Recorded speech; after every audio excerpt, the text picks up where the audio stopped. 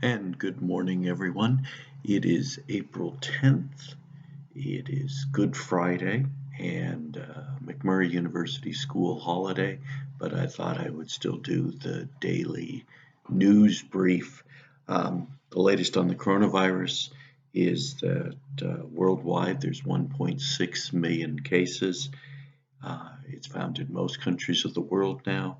There is 97,000 deaths. So the next time I talk to you, we will probably be over 100,000 people who've died of this illness, of this virus.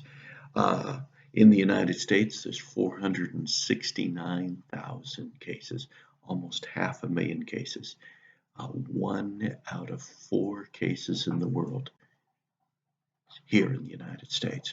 Partly that's because of our testing, but I think the other thing we have to look at is that some of it might be because our public health system did not stop this early enough. Okay, in the United States, there is 16,693 people who've died of it. And yesterday was the deadliest day so far of this.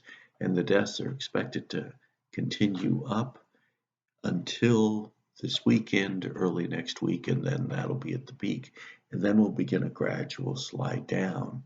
But we are going to be experiencing deaths from this coronavirus for a long, long time. Here in the state of Texas, the results here in the state of Texas of the testing are that there's about 10,200 people who have the disease, and 199 people have died of it. In the city of Abilene, there are currently 51 positive cases of the disease, and I think only 3 people have recovered from it so far. And the city of Abilene, for those of you who are here and those of you who used to be here, the city of Abilene said that if you were in the Southside Walmart between April 2nd and April 3rd, so that's the Walmart on Southwest Drive near the mall. If you went to that on April 2nd or April 3rd, you need to self-quarantine through April 16th or 17th.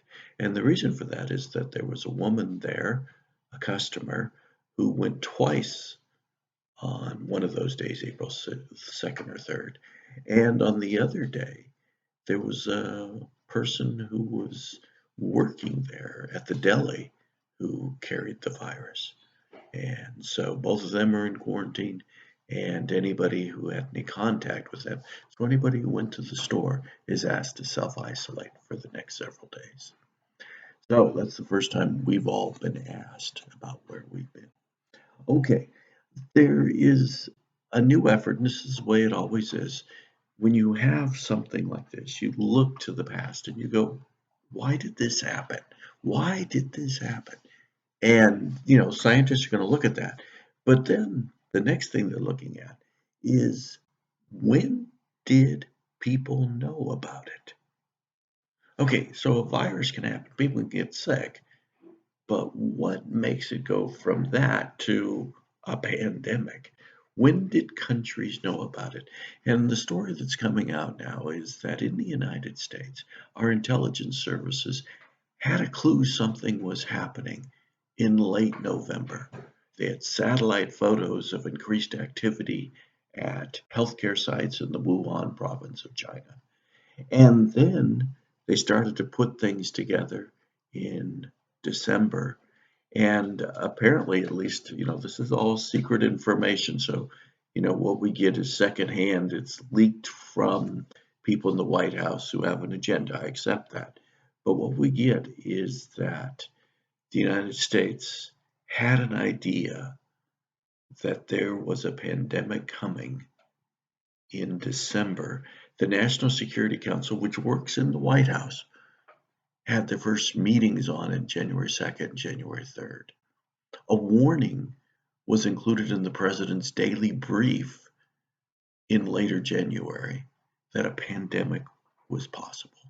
And the president's trade negotiator issued a memo to the president saying, hey, something bad is coming and we need to be ready for it.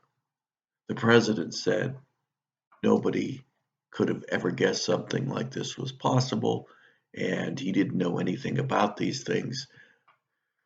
Maybe he wasn't reading his memos, maybe he wasn't reading his intelligence briefs. I don't know.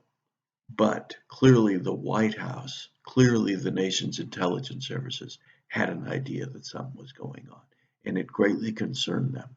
I know that on my radio show, the first time I talked about it was January 17th, and we devoted a whole program to it on January 27th. And I don't remember the first time we talked about it in class. I wish I did, but it has become a big issue. And the question is, if we had known about it earlier, could we have taken more steps? The president, of course, is saying that he shut down travel from China to the United States on January 31st. And he restricted travel, he didn't shut it down. And my understanding is, even after he shut it down, still more than 100,000 people from China have arrived in the United States. Also, it's interesting, they've done the genetics of the virus in New York. And it turns out that what they have in New York actually came from Europe. So the virus started in China, traveled in various places around the world, and it mutated over time. So what they had in Europe was a mutation of the Chinese virus, and it was that European virus that came to New York. So anyway, in 5 years, this thing is going to be so studied all the way through. They'll probably have it down to dates and people, when it was started, where it went, all that sort of stuff. Just a couple of other things.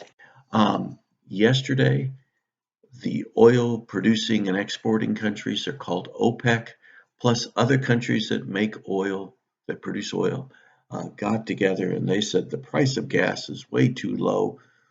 There's too much oil in the economy, and not just the United States, we're talking worldwide.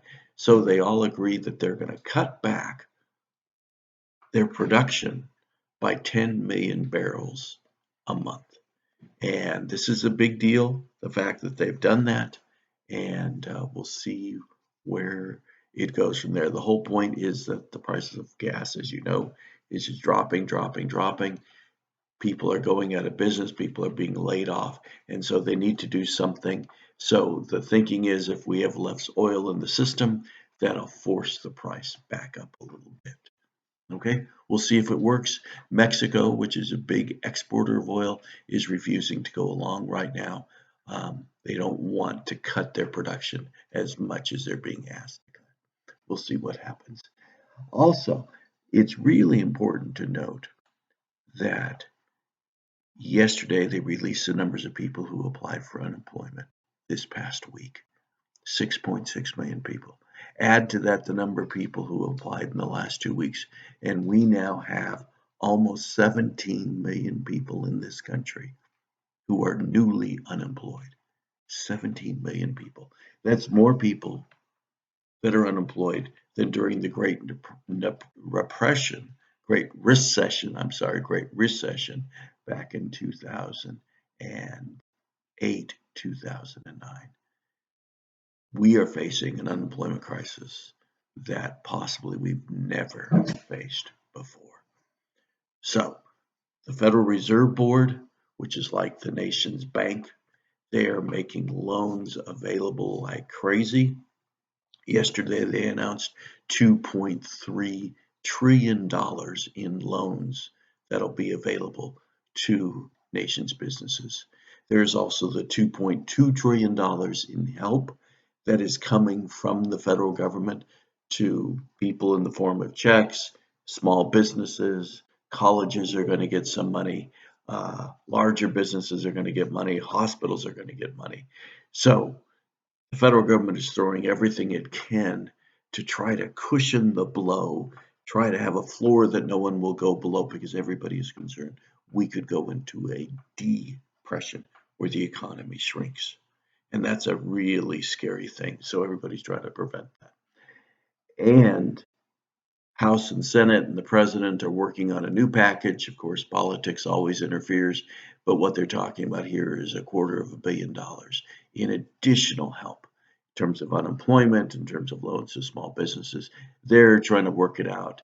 And my guess is they're going to be working it out sometime in the next week or so. And that 250 billion, I think, is going to grow to maybe even being $500 billion. So that's what's going on there. That's largely what I want to talk about, except for I don't think I mentioned last time Bernie Sanders dropped out of the race for the presidency.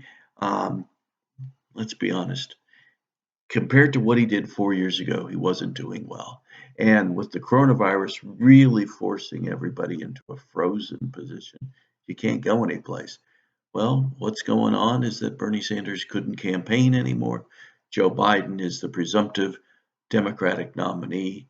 And the next thing I think we're going to see is Barack Obama stepping up and trying to make sure that Bernie and Joe Biden are together as a team and then helping out with the vice presidential search. So that's it for today. Easter is coming this weekend. For those of you who are Christians, I wish you a very, very blessed and happy Easter, and I'll be back next week.